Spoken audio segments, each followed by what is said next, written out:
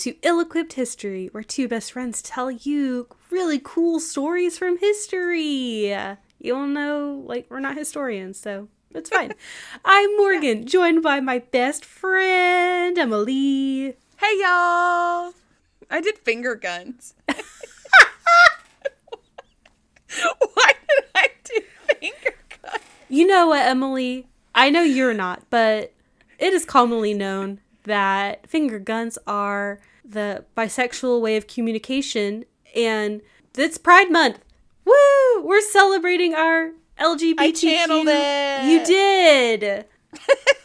We're celebrating the queer community this month and covering important I'm wearing my people. flannel shirt too. Look at you! You're a bisexual icon today, Emileigh. Yeah, truly.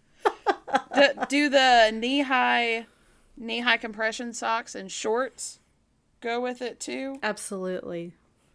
It's a look. It is for sure. You got a look going. Yeah, and the look is prideful. Respectfully and lovingly. Yes.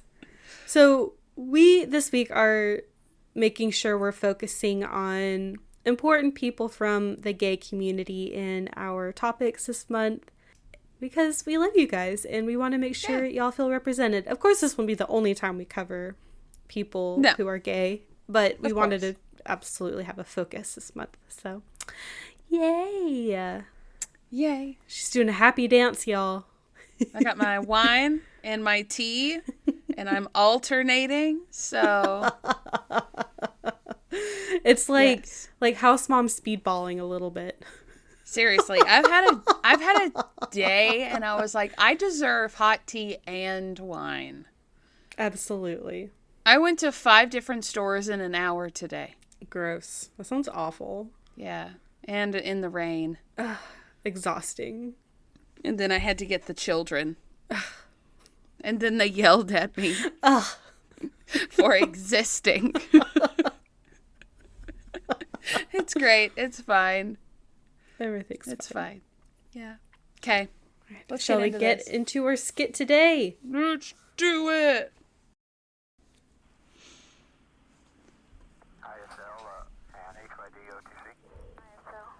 June 18th, 1983. The crew of the Challenger STS-7 mission is getting ready. They are putting on their equipment and strapping into their seats. Hey, Ride, you hanging in there? You ready for this? I can't believe this is actually happening. We're about to go to space. You sure you don't need a last swap of your lipstick, Doc?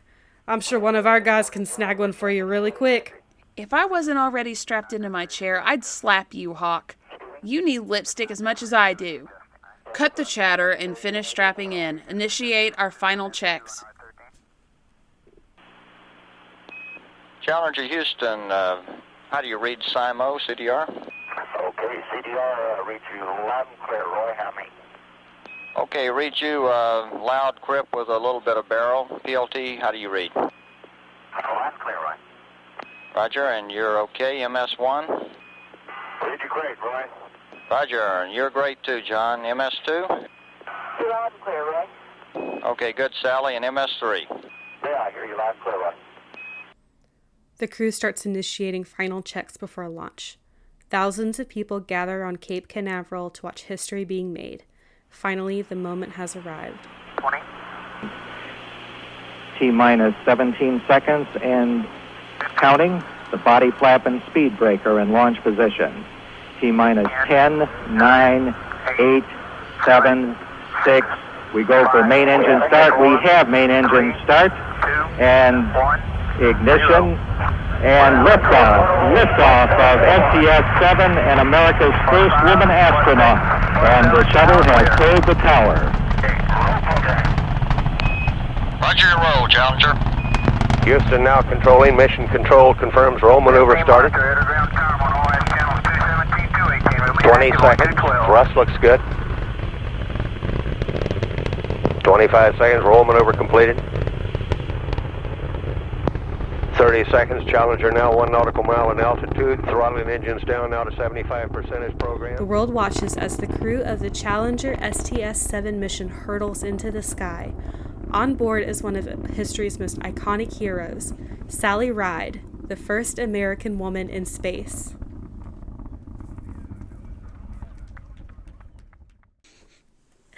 Emileigh's happy dancing. I still can't believe we did like the first woman in space the week after we're doing, or the week after we did like Amelia Earhart, the first woman in all planes. So the first time we were doing your episode, Emileigh, last week, I was just thinking the amount of parallels between your episode and my episode are nuts. Wild. Honestly. Brain melt. Brain melt. And I'm sure you audience will hear a bunch of the parallels between the two because, well, they're two different women with two different lives and two different points of history. They overall are very similar. So let's get started. Yeah, let's do it. I'm so excited. I feel like I've shown amazing self-restraint. This is my first space episode, Emileigh. It's been over a year and this is your first space episode. Yes. And you were the biggest space nerd growing up. I literally was.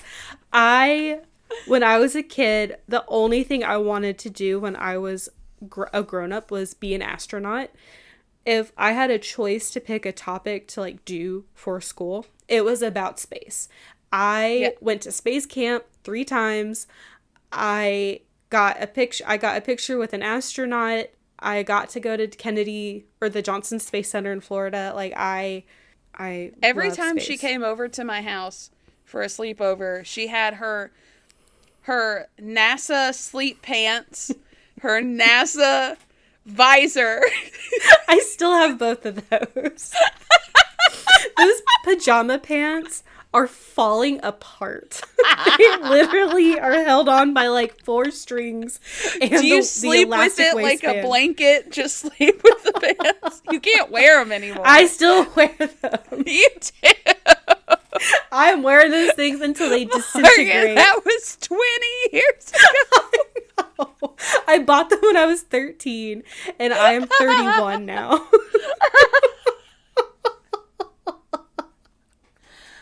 I've had the hat for longer. Let me go. I've had the hat for longer. I've had the hat since I was like 9. Oh my god. And I still have it, and I still wear it. That's amazing. It says Space Academy on it. Okay, one day you get your visor. I'll go find my Jeep bucket hat. Okay. And we can have like a hat day. Okay. I love it.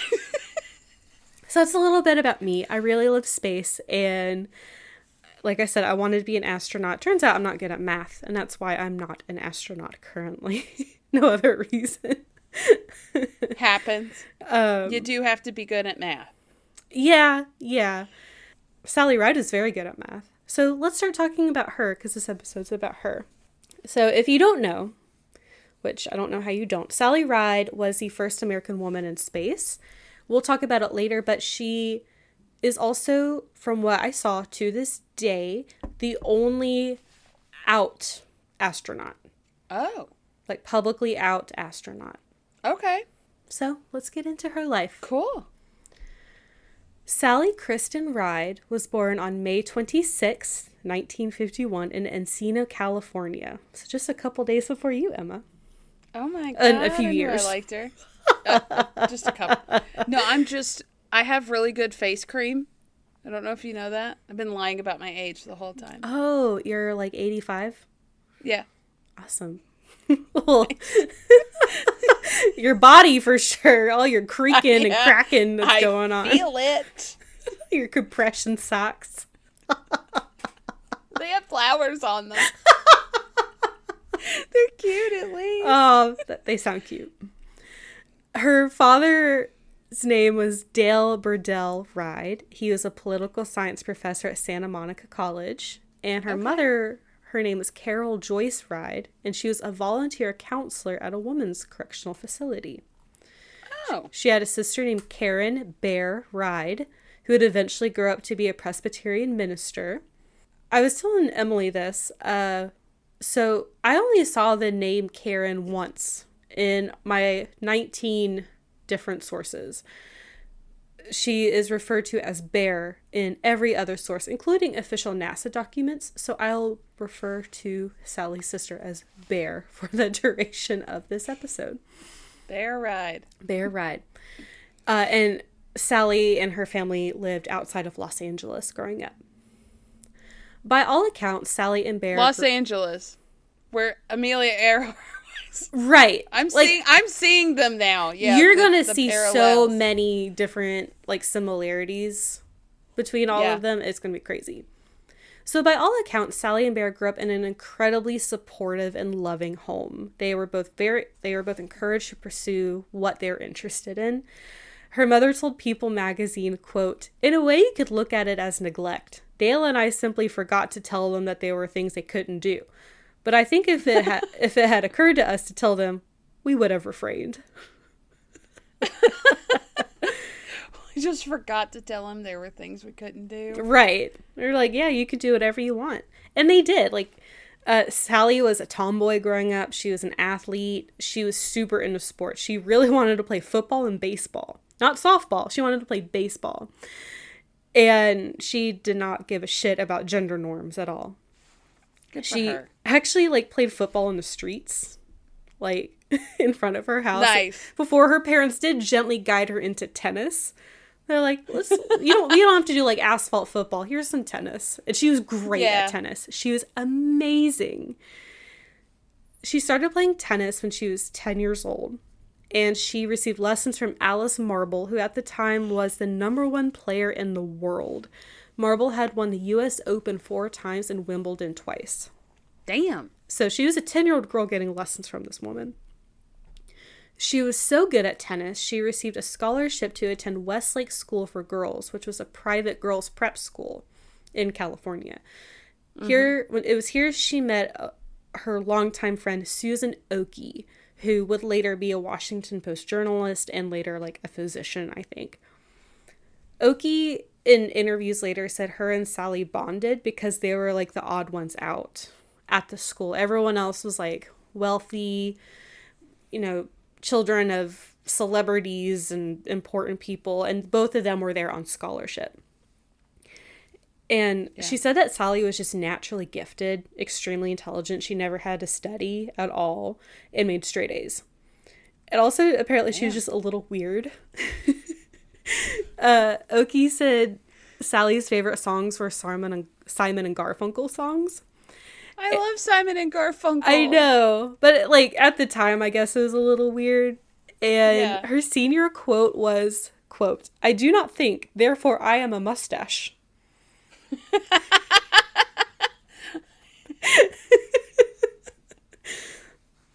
She's funny. Oh, man. And when I say weird, like, it. weird in a good way. Like, not weird in, like, a weird way. You know what I mean? Yeah. Her junior year of high school, she was ranked 18th nationally in girls' tennis. Damn. She was awesome. And while she was at Westlake, she found mentorship under a woman named Dr. Elizabeth Momerz, Momerz? I'm going to say Momerz. She was a teacher at Westlake, and they became very close friends. Eventually, later on, Dr. Momerz committed suicide, and she had told Oakey that Dr. Momerz was the person she wanted to call the most about her being chosen to be an astronaut, but she couldn't. Oh, that's heartbreaking. I know. It's very, very sad. Sally graduated from Westlake in 1968, and she enrolled in Swarthmore College in Pennsylvania to go pro in tennis. She got like a full scholarship there, and Oakey went with her to Swarthmore. She attended Swarthmore for 3 semesters and did really well with tennis, but she was starting to get homesick, so she ended up eventually going back to Stanford, or to California, enrolled in Stanford. But while she was at Swarthmore, she won the Eastern Intercollegiate Women's Tennis Championships twice. Oh my God. In 3 semesters. Damn. Yeah. So in 1970, she went to Stanford, just cash. Yeah, just casually. While she was at Stanford, she still played tennis for a while, and at one point was the #1 singles tennis player and was nationally ranked at Stanford. She taught summer camps, and later she was asked by a child what made her decide to become a scientist rather than a tennis player, and she replied, quote, "A bad forehand."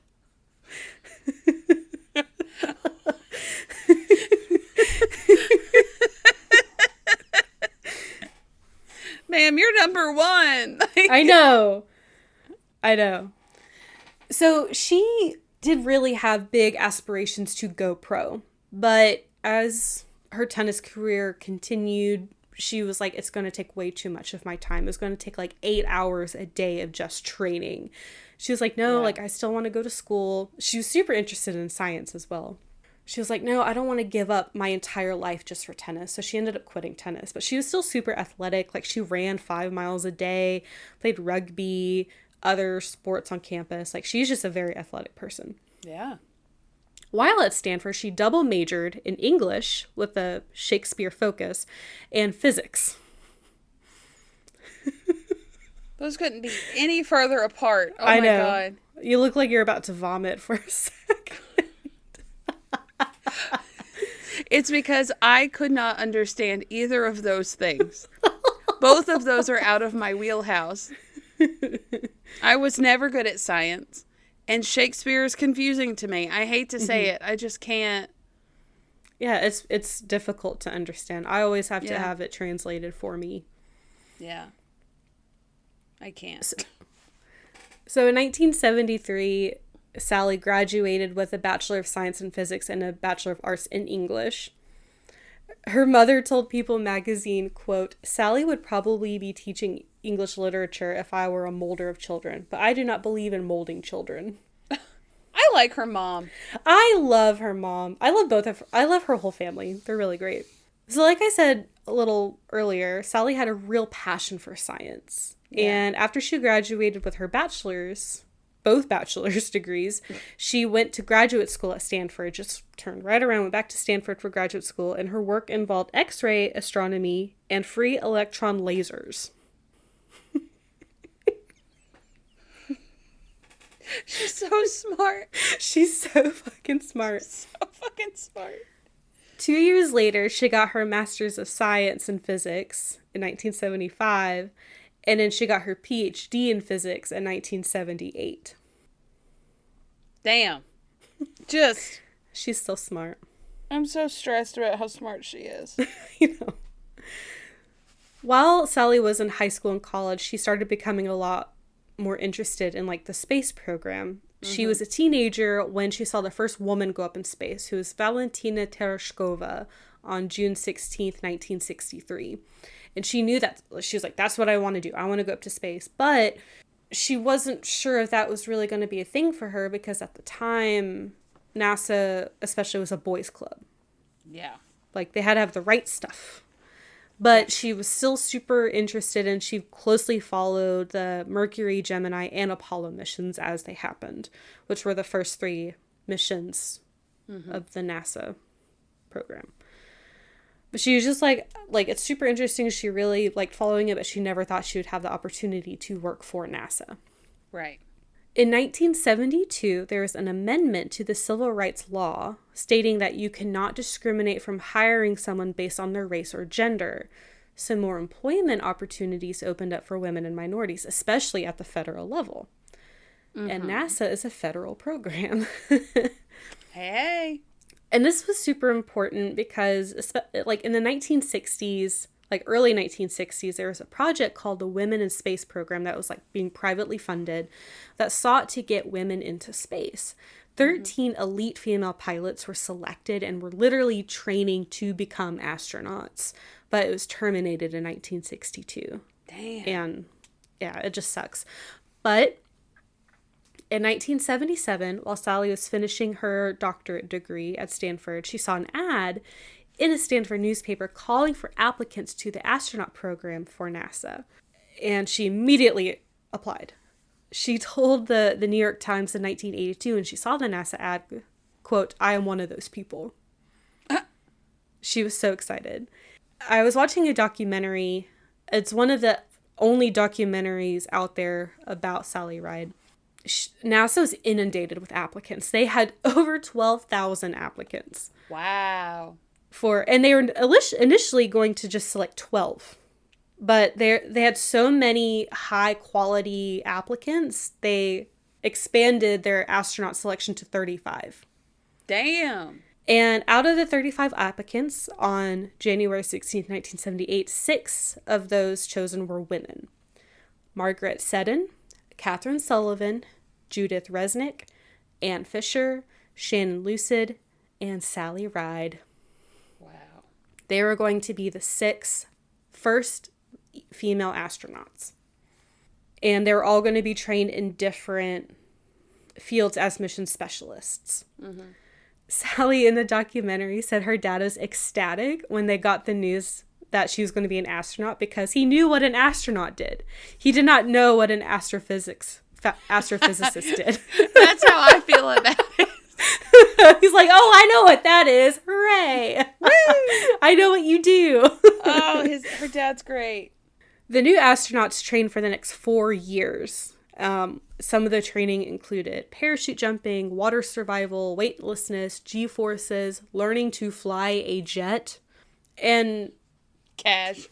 Sally was selected to work on the remote robotic arm, which was new technology at the time, and she basically had to switch from her physics mindset to engineering. She was like, surprise, I'm an engineer now. And she literally was helping with the development of the robotic arm, which was like fine. Brand new technology. Smart enough. It's really terrifying how smart she is. In 1981 and 1982, Sally was a capsule commander, or Capcom, for the STS-2 and STS-3 shuttle missions. And STS just means like space transport shuttle. That's just like the abbreviation for the space shuttle, essentially. Because, like, these 4 years she's doing the robotic arm and being involved in the space missions, now she is basically the foremost expert on the robotic arm in the astronaut program. Wow. Which is very important. Also, in 1982, she married fellow astronaut Stephen Hawley. Apparently, she flew her own jet to his parents' house in Kansas when they were getting married. She just, like, flew her own jet to their house. So, again, super cash. Just super cash. Apparently, they were rarely seen together in public. So, I don't know. And they didn't have any children together. Oh. NASA, they hired they're hiring more women. Mm-hmm. And they're making sure that other NASA employees just weren't being dicks to the women who were being hired. Apparently, the engineers and developers of, like, the missions and stuff meant well, but some would go up to Ride and be like, hey, can you help us develop a makeup kit for female astronauts while they're in space? Because they were like, oh yeah, of course a female astronaut would want to do her makeup while, like, doing science experiments. I don't think that's the priority right now. No, they're literally in space. And then others recommended, like, they were freaking out about the idea of a woman menstruating while in space. So they recommended Sally take 100 tampons with her on a 1 week long flight in space.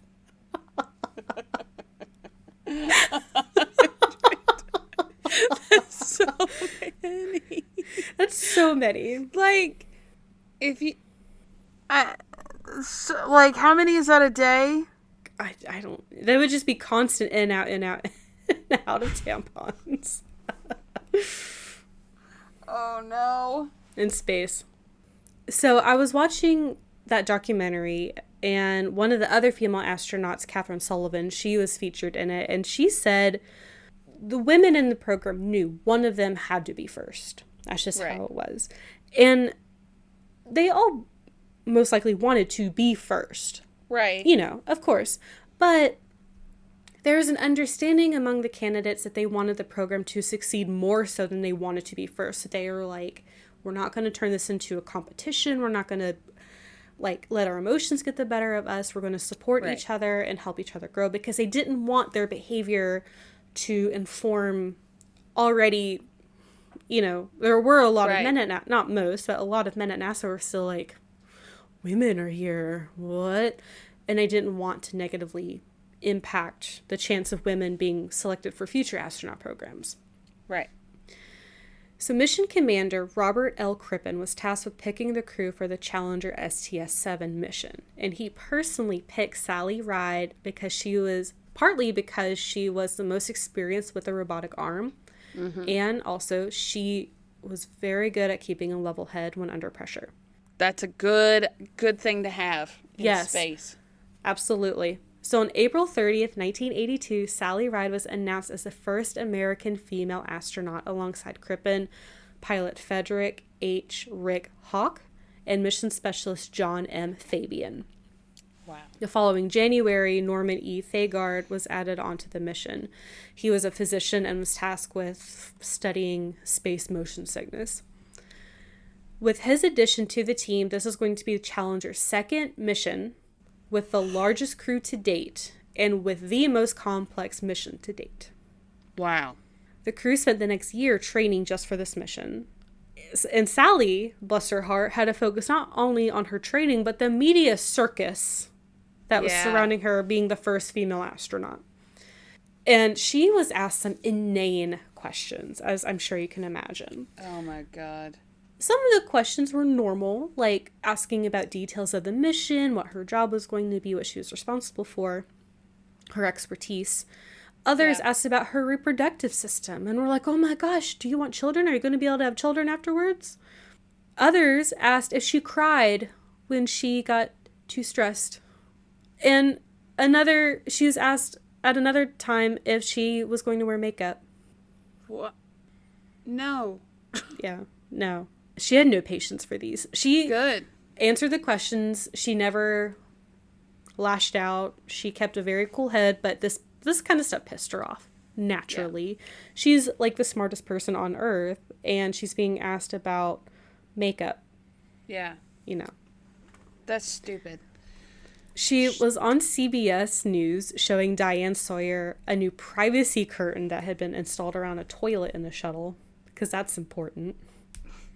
And this one pissed me off. From what I've seen of Johnny Carson, I like him. He's an old-time talk show host. But he made a joke, quote unquote, that the flight, quote, would be delayed because Dr. Ride had to find a purse to match her shoes. Yeah. Mm-hmm. Her mother told People magazine, quote, there are a lot of people waiting for her to fail. And specifically referenced that Carson comment. Yeah. But the magazine noted Sally's own crew was the exact opposite. And Fabian was quoted as saying, quote, I think women ought to be able to do whatever they want to do. Beautiful. Yeah, great. Because we should be. Yes. Sally said in a later interview on the 25th anniversary of her flight, quote, the fact that I was going to be the first American woman to go into space carried huge expectations along with it.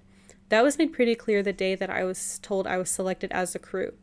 I was taken up to Chris Kraft's office. He wanted to have a chat with me and make sure I knew what I was getting into before I went on the crew. I was so dazzled to be on the crew to go into space, I remembered very little of what he said. I'm just imagining her just sitting there like, I'm going to space, I'm going to space, I'm going to space, I'm going to space. I do that too all the time. Even if it's just like a doctor's office. I walk out of there and I'm like, I should have wrote that down. I don't remember any of that. I get it. So, launch day. June 18th, 1983. Almost 20 years to the day after Tereshkova's flight to space. It's literally like 2 days after. Wow. Sally Ride and the other 4 members of the STS-7 mission boarded the Challenger space shuttle. 250,000 people gathered at Cape Canaveral. Wow. Many of which wore t-shirts that said Ride, Sally, Ride from the song Mustang Sally. Nice. And on this day, Sally became the first American woman in space, the youngest person to go to space at the time, at the age of 32. Wow. And eventually the first and possibly only acknowledged gay person to go to space. Wow. Now, was she out at the time? No, we'll get into that. Okay. In the notes, I don't know if you've been looking at the pictures in the notes, but I have a picture of the patch, the mission patch. Cute. So you can see as the shuttle. So it's the STS-7 mission, and on the patch, the robotic arm is formed in the shape of a 7. Yeah. And the little star has 4 male symbols and 1 female symbol to symbolize the crew. It might be hard to tell, but if you zoom in the thread, you can see that it's 4 male symbols and 1 female symbol on the star. Oh, I see it. Oh, cute. Yeah. And apparently, Ride and Fabian, they were both the mission specialists in charge of the arm. They had made the arm into a 7 for a photo op while in space. Cute. I love that. The following day after the launch, Gloria Steinem, who's another LGBT icon, wrote in Miss Magazine, quote, "Millions of little girls are going to sit by their television sets and see they can be astronauts, heroes, explorers, and scientists." I know. And then I have a quote. This is a little bit of a long quote from Sally, and this is from her website about her first flight. Okay. Quote, "As we drove toward the launch pad, the shuttle looked quiet and peaceful. But when we got there and stepped out of the van, I could hear it hissing and crackling as though it were alive. Once the rockets lit, the shuttle leaped upward in a cloud of steam and a trail of fire. Inside the ride was rough and loud. My head rattled around inside my helmet. My body bounced against my seat. I could barely hear the voices in my headset above the roar of the rockets. It felt like my arms were made of lead. The notebook in my lap seemed to weigh a ton. Then suddenly, the shuttle engine stopped. The lead in my arms vanished. My arms were lighter than air, and my notebook floated up in front of my face. I was in space." I got chills. Aww. And I have a couple pictures of her in space, too, on the notes. She's so cool. I know. The mission took 6 days, and Sally's role specifically, she used a robotic arm to launch the Canada Telesat Anik C3 and Indonesia's Palapa B2, and both of those were communication satellites. She also used the arm to deploy the first shuttle Pallet satellite and retrieve it a couple days later. And it was the first time a space shuttle would be used to return a spacecraft to Earth. Usually it's just for launching them. And here's some more quotes from Ride that I got from the NASA website. Quote, "On launch day, there was so much excitement and so much happening around us in crew quarters, even on the way to the launch pad. I didn't really think about it that much at the time, but I came to appreciate what an honor it was to be selected to be the first to get a chance to go into space. One moment I will never forget is from when I was an astronaut. I remember floating over to the window for the first time, looking toward the horizon and seeing a very, very thin royal blue line all the way across the horizon. It looked like someone had taken a blue pencil and outlined the Earth. Then I realized that the blue line was Earth's atmosphere. It was memorable because it was obvious then how fragile and delicate our atmosphere is. There just isn't very much of it, but it sure is important." Wow. I bet that puts a lot of things into perspective. Oh, absolutely. Absolutely. So after the flight, an attorney named Linda Halpern wrote a letter to Sally after her historic flight, thanking her for fulfilling a childhood dream. Included in the letter, Halpern added a letter she herself had been given in 1962 when she was an elementary school student after she had written a letter to NASA asking how she could go to space. The response was, quote, "Your willingness to serve your country as a volunteer is commendable. However, we have no present plans to employ women on space flights because of the degree of scientific and flight training and the physical characteristics which are required." Sally held on to that letter for the rest of her life. Good. After the flight, NASA signed her up for a year of touring and publicity stunts. Yeah. She went along for the ride for 6 months before she threatened to resign. Good. She hated it. And this came up a lot in the sources I was reading. She was an incredibly private person. Yeah. There was no greater hell on earth than for her to have interview after interview after interview of people asking her things that are not related to her passion. Yeah. Ask me about work. Ask me about all these other cool things. Don't ask about me. Right. Like, if she was asked to talk about physics for 4 hours, I'm sure she'd be glad to do so. But not about, like, stuff that didn't matter to her.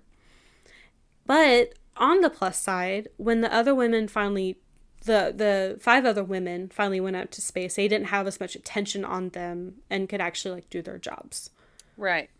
On October 5th, 1984, Sally went on another mission, the STS-41G. The commander is Robert L. Crippen again, who was her commander on the last one. The pilot was John A. McBridge. Mission specialists were Sally herself, Catherine Sullivan, and David Leestma. And then the payload specialists were Mark Gano and Paul Scully Power. And I have a picture of them as well. And they're all in space and having a great time. This was an 8-day mission. They did scientific observations, shuttle refueling techniques, and actually, Dr. Kathy Sullivan was the first American woman to complete a spacewalk. Cool. Yeah. Sally was in charge of the robotic arm again, and she did stuff with that. She was also assigned to the STS-61M mission in June of 1985, but the Challenger disaster terminated the mission. Yeah. So for those who don't know, I think it was January of 1985, the Challenger space shuttle exploded just a couple seconds after launch. Yeah. Ugh, when I think about it, I get like full body chills. Me too. I imagine watching that on TV. Imagine live. being there. Like, the families of the astronauts were at Cape Canaveral. Ugh. I watched a documentary about it, God, so long ago, about what had happened, and it was a very well-made documentary, but it was very intense. Yeah. It was very sad. Sad. Yeah. So, in 1986, Sally Ride was part of Reagan's presidential commission to investigate the Challenger disaster. Mm-hmm. And she became known for being a, quote, hard hitter. She was known for asking very difficult questions, and she was no nonsense. Which Good. I understand. She'd been on the Challenger twice. Yeah. At this point. So one of the engineers on this specific, I think he was, worked on the rocket boosters. His name was Roger Boisjoli. I don't know how to pronounce his last name, I'm sorry. I think it's Boisjoli. He testified that he had called into question the O-rings on the rocket boosters, claiming that they would fail in cold weather. Mm-hmm. And cold weather was deemed to be, what happened is that the shuttle was launched in cold weather, the O-rings failed, causing the explosion. Damn. There's a lot more detail into it. I'm not going to go into it, but if I find out, I'll tell you guys the documentary that I watched because it was really well done. But after he testified, Sally hugged him, which is very out of character for her because she was known to be like very, private, reserved. And the New York Times article that I was reading said that she was the only panelist that offered him any kind of support at all and comfort. And Boisjoli said that her hug helped him through this. Wow. Which I can't imagine like the guilt you would feel after that, and the fact that like just that hug probably saved his life from what it sounded like. Yeah. So the following year, 1987, Sally was the special assistant to the NASA administrator for long range and strategic planning, which is a mouthful. She was part of a visionary strategic planning report that was officially titled, quote, NASA Leadership in America's Future in Space, but it is more well known as the RIDE report. I love that. And it focused on 4 long-term goals: a permanent lunar base, Mars exploration, studying Earth from space, and robotic solar exploration. And that same year in 1987, Sally Ride officially resigned from NASA following the investigation of the Challenger incident. And apparently it shocked NASA staff. They're like, what? Like, this can't be. It's Sally Ride. She can't leave NASA. And apparently NASA overall was very sad to see her go, but she was one of 10 or 9 other astronauts that resigned after the Challenger disaster. Which, again, I don't blame them. Yeah. I think 5 people died that day. Yeah. Yeah, that's... So, it's awful. Unfortunately, there are a couple more times I'll be bringing it up, but it won't be for a while. So, after NASA, Sally became a fellow at Stanford Center for International Security and Arms Control. And also in 1987, she divorced her husband, Stephen Hawley, but I'm not sure when that happened. There's very little I could find about their marriage. Okay, and when did they get married again? 1982. So they're only married for like 5 years. Okay. In 1989, she became the director for the California Space Science Institute, which is part of UC San Diego Scripps Institute of Oceanography, also called CalSpace. And this program coordinated research between all 8 University of California campuses and served as a, quote, liaison with the state aerospace industry in developing new technologies and their applications. That's from the LA Times. So she was in charge of coordinating basically like University of California space, like instruction and like research development and all that. Yeah. And she also taught physics. Like she was a professor as well at UC San Diego. Might as well. So I have a list of different committees that she was a part of. It's a long list. I'm going to try to go through it because she just did everything. And I don't have timelines. Yeah. But throughout the years, she was a member of the President's Committee of Advisors on Science and Technology. Mm-hmm. She was on the advisory board for the National Women's History Museum. Okay. She was a member of the National Research Council Space Studies Board.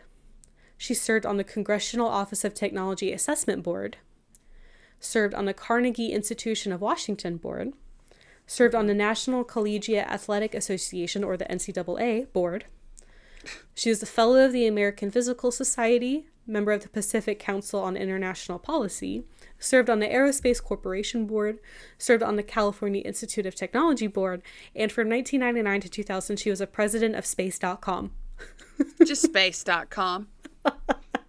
Which I used as a source in my research. Nice. It was very helpful. In 2003, she was part of the investigative committee to find out what happened in the Columbia shuttle disaster. Okay. And she was the only person to serve on both committees. Cool. Yeah. Which, I mean, she's had experience. Yeah, seriously. And she told the New York Times that NASA was forgetting hard lessons that had been learned from the Challenger incident. That had to be hard, coming from her. Oh, yeah. Yeah. Whew. Can't cut corners in space. No, you really can't. In 2009, she was on the Augustine Committee to help define NASA's spaceflight goals and, just keep doing science things.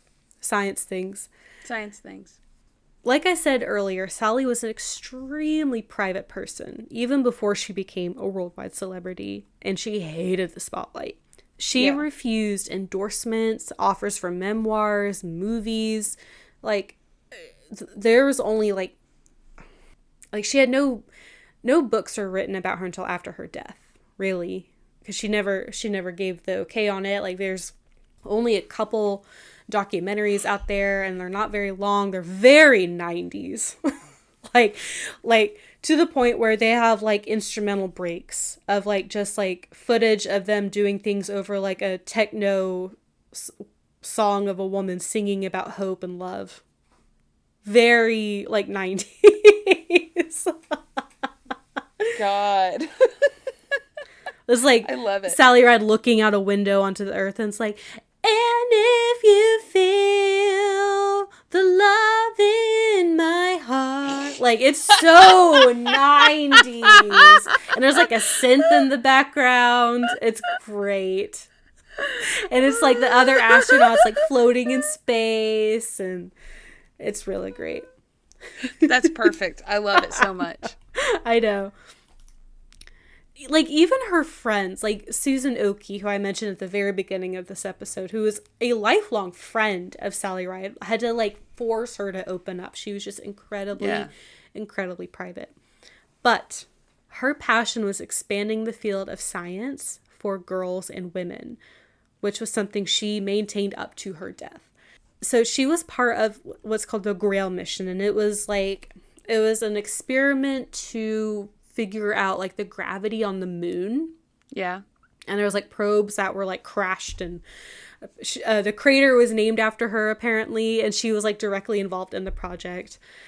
She had a company called Imaginary Lines that advocated scientific opportunities to girls. In 2001, she started Sally Ride Science, and she was the president and CEO, and Cool. a woman named Tam O'Shaughnessy was the COO. The mission of the company was to get children, especially girls, interested in the STEM fields and to pursue scientific careers. RIDE worked to continue to get girls interested in the sciences and had nationwide programs to set up science fairs, festivals, science clubs, science camps, all of that, like just to really get girls into science. Yeah. Sally and Tam co-wrote several books together about space and science, including 5 children's books, including To Space and Back, Voyager, The Third Planet, The Mystery of Mars, and Exploring Our Solar System. Cute. And in one of the books, she included how to make a sandwich in space and recommended you eat it fast before it floats away. Solid advice. Yes. And then I have a very short list of just some of her honors and awards. Okay. She was inducted into the National Women's Hall of Fame, the Astronaut Hall of Fame. She won the Jefferson Award for Public Service. She won the Von Braun Award, the Lindbergh Eagle, NCAA's Theodore Roosevelt Award, and she earned the NASA Spaceflight Medal twice. Damn. Again, those are just some, not all. Absolutely. So, death and legacy. This is the final part I have. So in an interview with a Broward Palm Beach newspaper, Sally's sister Bear shared that Sally had been diagnosed with pancreatic cancer in March of 2011. She went through several rounds of severe chemotherapy and surgery, but did eventually pass away on July 23rd, 2012 at her home surrounded by her family at the age of 61 in La Jolla, California. So young. So young. Her obituary was published on the Sally Ride Science website, written by Tam O'Shaughnessy, who revealed herself to be Sally's longtime partner. Oh. They had been together for 27 years. And when did she die? 2012. So they Yeah. got together in about 1985 when Sally was still married to Stephen. Ah. I could not find details about really their relationship at all. Like how they got together. But they were childhood friends who met at the age of 12. Oh. Doing tennis competitions together. Tam eventually went on to become a pro tennis player. She eventually earned a Bachelor of Science and Master's of Science in Biology from Georgia State University, and she got a PhD in school psychology from UC Riverside. Damn. So she's also incredibly smart. Smart women. And again, they started their relationship sometime in 1985. Not sure how or why. And the relationship continued up to Sally's death. And Tam was very involved in Sally's business and was right beside her doing outreach for science. And like I said, she was a COO of her company. Yeah, that's insane. So it's really how the world found out that Sally Ride was gay is that, and I was reading, can't remember which website it was, but Sally really left it up to Tam. Mm-hmm. Sally was not comfortable coming out publicly. Like her family knew. She was not ashamed to be gay. She just wasn't out. Well, it's nobody's business if you don't want it to be. Exactly. But she said, if you want to publish it in the obituary, you can. And so Tam did. And Bear, who's also gay, said to Broward Palm Beach newspaper Sally was extremely private, but was not ashamed of her relationship with Tam. They still did things together. They traveled together. I have a few pictures of them in the notes. Her family and people very close to them knew. Yeah. She just wasn't publicly out. And when asked why Sally didn't speak up on gay rights, Bear said, quote, "We all have our dreams and wishes, and that might be yours or mine, but she's just like, you probably don't know what her politics are either. It's a family matter. That wasn't her battle of choice. The battle of choice was science education for kids." I respect that. Yeah. It just wasn't that important to her. Yeah. And Tam also said that Sally really struggled with her sexuality a lot when she was younger, especially when she was working for NASA. Yeah. Which I'm sure didn't help at all, especially with how much of a boys' club it had been. And it was hard enough for women to be accepted. Can you imagine, like, she couldn't come out as a gay woman in the 80s at NASA? There's no way. Mm-mm. In 2013, she was posthumously awarded the Presidential Medal of Freedom by Barack Obama, which Tam accepted in her honor. I know. I have a picture of that, too. And this is a quote from President Obama, quote, "As the first American woman in space, Sally did not just break the stratospheric glass ceiling, she blasted through it. And when she came back to Earth, she devoted her life to helping girls excel in fields like math, science, and engineering." I know. And actually, the Sally Ride Science website is still up. And they're still doing, like, providing resources. I have the link in the show notes if you're interested.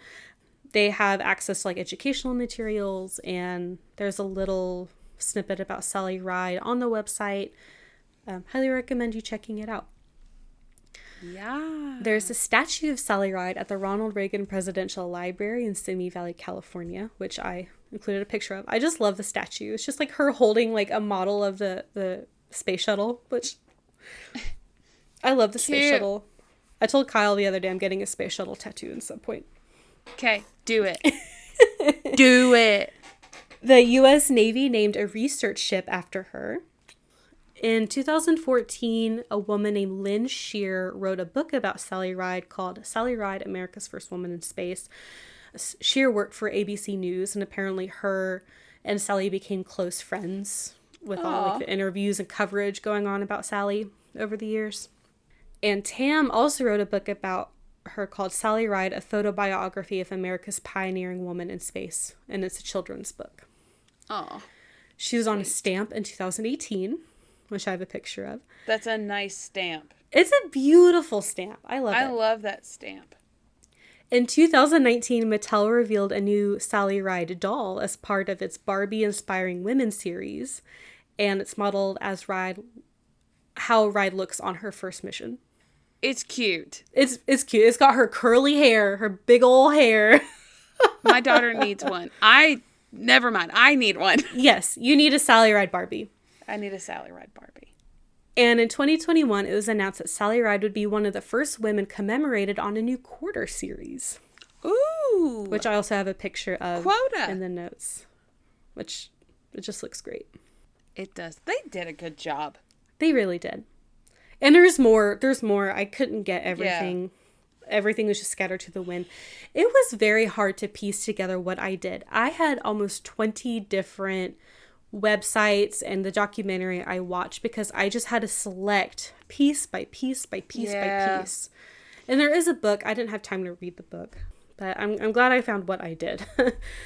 Yeah. So after Sally went up, more and more women felt they had the opportunity to be astronauts and have other jobs in male-dominated fields. She loved work like speaking at elementary schools and women's conferences and considers herself a role model. And Catherine Katie Coleman, who is an astronaut, she had earned her PhD in polymer science and engineering, another very smart lady. She had seen Sally Ride speak at, like, her school and said, quote, "Wow, she seems to be somebody just like me. Maybe I could be that too." I know. I don't think a lot of people, probably specifically men, I'm not, trying to, but, like, you don't understand how empowering it is to see, like, as a little girl, to see something like that and know that you could do it too. Because a lot of times you're told you can't. Right. And even in, the times that we grew up, there were situations where, I mean, obviously not my parents. They never told me no. They were kind of like Sally's parents, where I was just about to say, are they neglectful? You do whatever you want. Yeah. Yeah, they never told me I couldn't do anything, but it's like, other adults in life growing up, they're like, you can't do that, you're a girl. And I was always like, why why not, why couldn't I? Right. And it's very empowering for a little girl to see that, and I mean for a boy to see an adult male doing something really cool. But the thing about that is, a lot of times boys, they have plenty to choose from. Oh, they do. There's lots of men doing amazing things, which, I mean, they should absolutely be recognized for their achievements. But when you only see, especially like white men, when you finally see like a woman doing something, you're like, oh, I can do that too. Yeah. Or a person of color doing something. Oh, I can do that too. And when you get down to even like TV shows having like one girl in a fighting group, or like a superhero group, one girl, right, or one person of color, it's like it doesn't translate well. Like it just looks like you're putting it in there just for the sake of it, just for the sake of it, when that's typically not how groups form. Right. Yeah. No, I 100% agree. So June 18th, 2023 was the 40th anniversary of Sally Ride's first flight. I've said, and I'm sure you can imagine, she was a major influence on many women who would go on to join the astronaut program and work in STEM.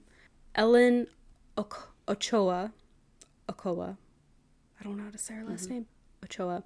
She was the first Hispanic woman in space, and she describes when a group of female astronauts gathered at a dedication of a tree in Ride's memory at the Astronaut Memorial Grove, quote, "As we went around the table, just about every single woman in the astronaut office, current and former, had been personally affected by Sally. As much in demand as she was, she always made time to meet with young women who dreamed of becoming astronauts." Wow. Oh, I got chills. I know. And then I have another quote from a woman named Lori Leshin. She's a planetary scientist and is the first female director of the Jet Propulsion Laboratory.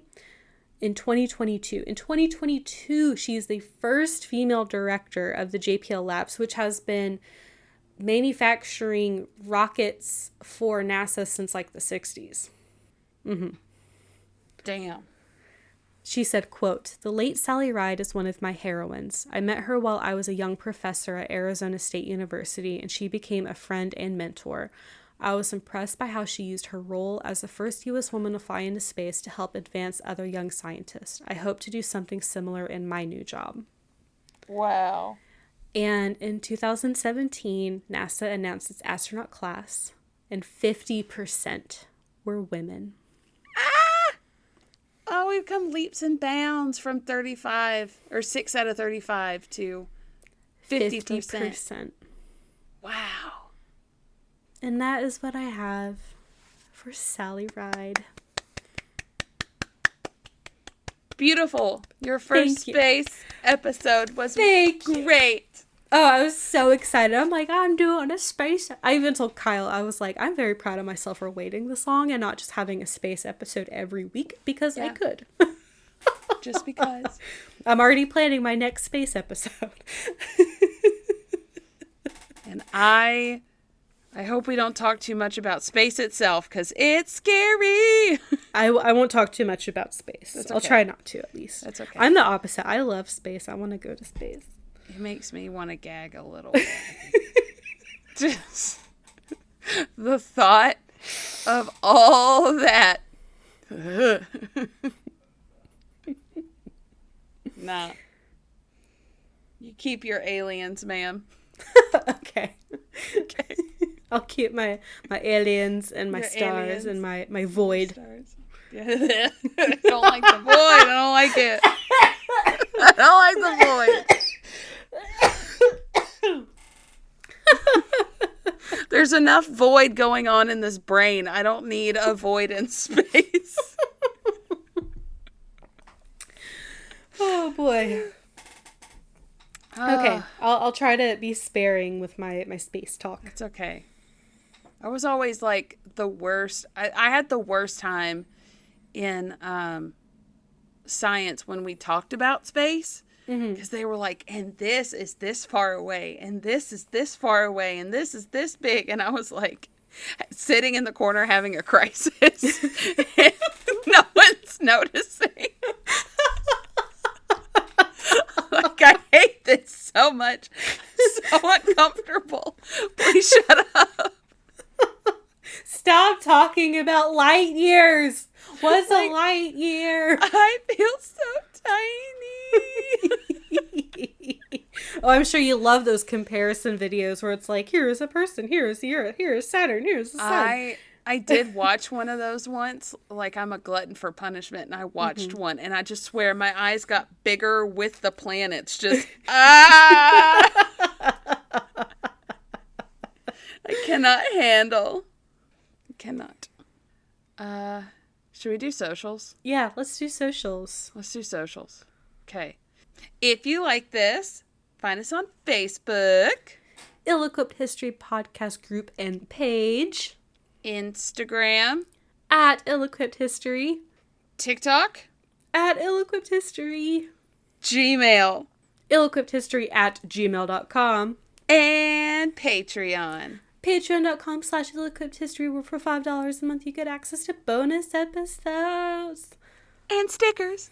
And stickers. Stickers. You guys should definitely join. It's a fun time. So, just be like Sally Ride.